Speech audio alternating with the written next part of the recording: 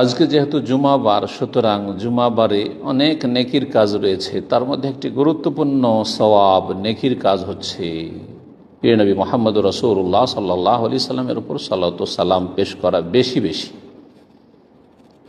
যে কোনো সময় রাসূলুল্লাহ সাল্লাল্লাহু আলাইহি সাল্লামের উপর সালাতু সালাম পেশ করলে তার জন্য 10 গুণ আল্লাহর পক্ষ থেকে রহমত বর্ষিত হবে, নাজিল হবে। মান সাল্লা আলাইয়া সালাতান ওয়াহিদা, কেউ যদি একবার সালাত পেশ করে আমার উপর, আল্লাহুম্মা সাল্লি আলা মুহাম্মদ, আল্লাহুম্মা বারিক আলা মুহাম্মদ, কেউ যদি বলে, দুরূদে ইব্রাহিমী আবশ্যক না, শুধু যদি আল্লাহুম্মা সাল্লি আলা মুহাম্মদ, আল্লাহুম্মা সাল্লি ওয়া সাল্লিম আলা নবিয়িনা মুহাম্মদ, আল্লাহুম্মা সাল্লি আলা নবিয়িনা মুহাম্মদ ওয়া বারিক ওয়া সাল্লিম,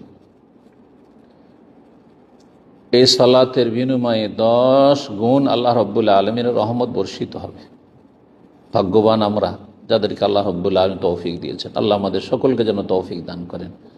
আর বিশেষ করে জুমাবার সম্পর্কে, যা সন্ধ্যা থেকে শুরু হয় আর জুমার সারাদিন গিয়ে সূর্য অস্তমিত হওয়া পর্যন্ত,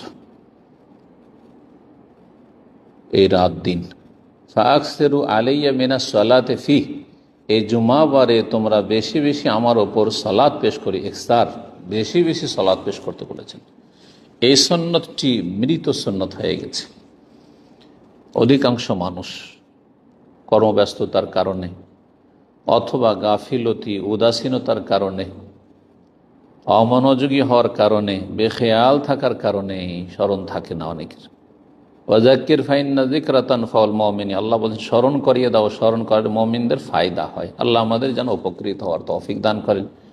বেশি বেশি রাসূলুল্লাহ সাল্লাল্লাহু আলাইহি ওয়াসাল্লামের উপর সালাতু সালাম পেশ করার তৌফিক দান করেন। তার চাইতে বড় গুরুত্বপূর্ণ হচ্ছে তার পথের পথিক হওয়া। জীবনের প্রতিটি ক্ষেত্রে রাসূলুল্লাহ সাল্লাল্লাহু আলাইহি ওয়াসাল্লামের পথের পথিক হতে হবে।